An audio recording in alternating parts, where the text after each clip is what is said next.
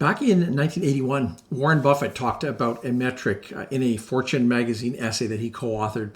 And he said that he had come up with what he described as probably the best single measure of where valuations stand at any given moment. This metric over time became known as the Buffett Indicator. And the way he described it, it's the value of all publicly traded securities as a percentage of the US GNP. Now, in its modern form today, it compares the market cap of the Wilshire 5000 index to US GDP. Buffett's basic premise back in the day was if the relationship between the total value of all US stocks and the gross domestic product falls to the sort of 70 or 80% range, that would mean the markets are undervalued. Conversely, if that relationship rose to the 200% range, that would indicate that the markets are overvalued. Now, a lot of investors who have heard of this interpret this to mean that if this indicator is at a high level, it means that the markets are set to crash. This is important because it is at a pretty high level today. But in its purest form, that's not what Buffett was saying. Buffett was saying that when prices get ahead of corporate profits, you can expect a poor returns to follow, but not necessarily a market crash. In his original formula back in 1981, Buffett used GNP as the divisor. And GNP is the domestic and international activity of all U.S. residents or entities, even if they're based abroad, so anywhere around the world. Today, it's far more common that U.S. GDP is used. So this is the finished value of domestic goods and services produced within the borders of the U.S. in this case, but in that case, of any country. Some calculations today use the S&P 500 to substitute for the Wilshire 5000. Some have also used the Dow Jones Industrial Average as their numerator. Let's now talk about the logic of this formula and how you might be able to interpret it and use it in your investment decisions. But first, I would really like to thank the sponsors of today's video, which is Passive. And Passive truly is great for investors, whether you're new or established. If you're managing your own investing, Passive is the tool. It just allows you to be a better investor. You're going to be more organized, you're going to make better investment decisions, and you're going to feel more confident with your portfolio. Passive makes it easy to connect your entire portfolio from your brokerage, and that's very powerful for you. You can manage your portfolio and analyze it as one single piece, and this saves you time and gives you a 10,000-foot view of your investment positions. Passive returns so much value in time and money because it eliminates the need for those cumbersome spreadsheets that we all seem to use. No more equations, no more calculating what you need to buy or sell and how much. No more logging in to execute those trades one by one. Set a target, have Passive do the heavy lifting. All you need to do to execute the necessary trades is one click. Passive is going to change the way you look at your assets. If you're considering big changes in your portfolio, you can create model portfolios that will allow you to understand the impact of every move you make before you actually make the move. Passive notifications give you a feeling of freedom that your portfolio is self-managing while you're doing the other things that are important to you. When the market changes and cash hits your account, you'll be notified so you can decide what to do. Passive Elite is a bargain at $99 a year. It is free for Questrade users. Now, if you're not a Questrade user, there is a free account option. No credit card is required to get you started. I will put a link to Passive in the description of this video today. Okay, let's consider the logic of this Buffett indicator.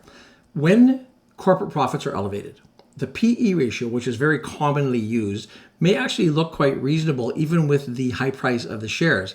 You got a high price shares divided by high profits. That's how you get that PE ratio. At the same time, though, the Buffett indicator may be flashing a warning signal. If profits then revert back to their averages, the stock market is going to look overvalued in this case. The opposite then applies in periods where there is low corporate profitability, especially in times of depressed economic output. In conditions like this, earnings might be so depressed that the stock market starts to look overvalued based on the traditional PE ratio, even though we're seeing the lower market capitalization to GDP ratios. The Buffett indicator might be saying in conditions like this that things are actually okay. As profits then start to recover and stock prices rise in tandem with that, the Buffett indicator would seem to be a better performance indicator based on the scenario that we've just discussed here. To me, the Buffett indicator can kind of be looked at like a price to sales ratio for the entire country rather than a company. This is consistent with the interpretation of Buffett's indicator, which makes sense because it's essentially the same ratio, but it's for an entire country rather than just for one company. Now, of course, it would be prudent to point out here to remind everybody that in order to properly assess the valuation of a company, you have to factor in other factors. You can't just look at price to sales as one of the metrics to make a final determination on that. So where are we today? Well, when you look at the Wilshire 5000 total value, you're looking at about $42.3 trillion in value out there.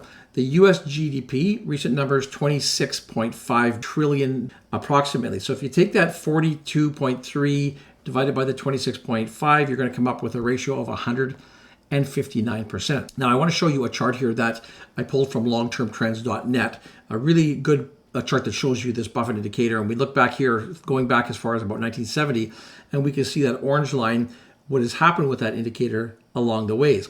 If we look at history using this modern measurement, so the Wilshire 500 or the US GDP, we see lows of about 33% being hit in 1982, a low of 71% in 2002, a low of 54% in 2009.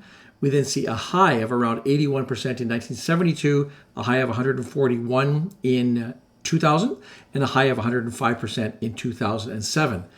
Most recently, we've seen a high of 198% in November of 2021.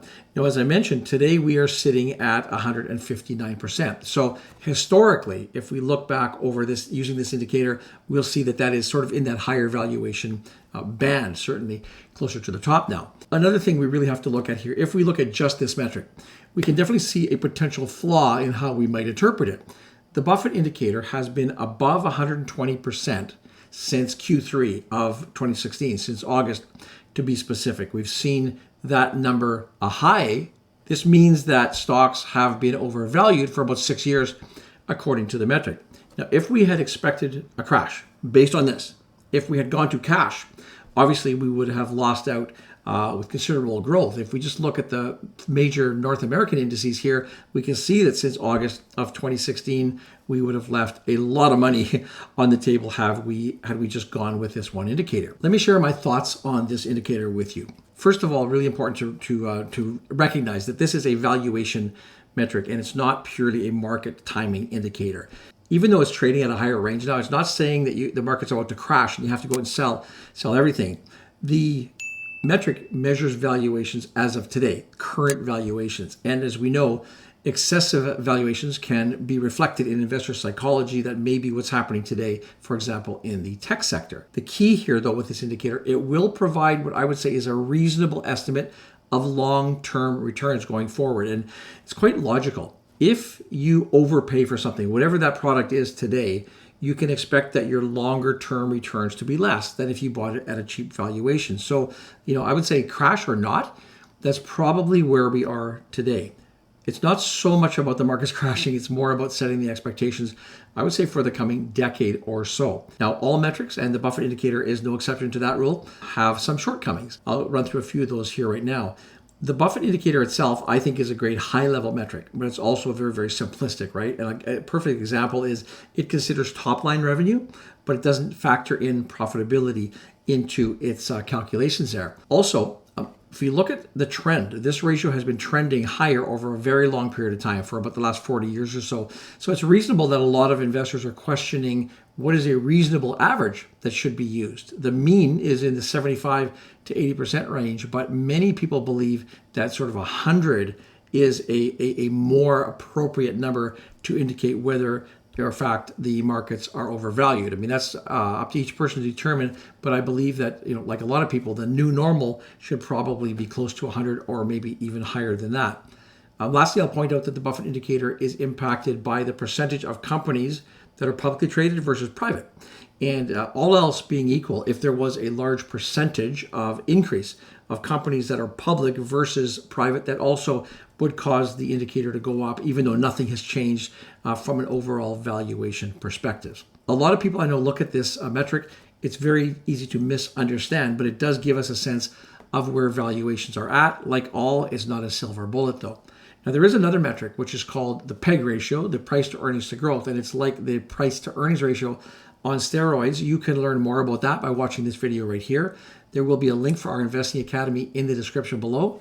As always, thank you for watching this video, and I do look forward to seeing you in the next video.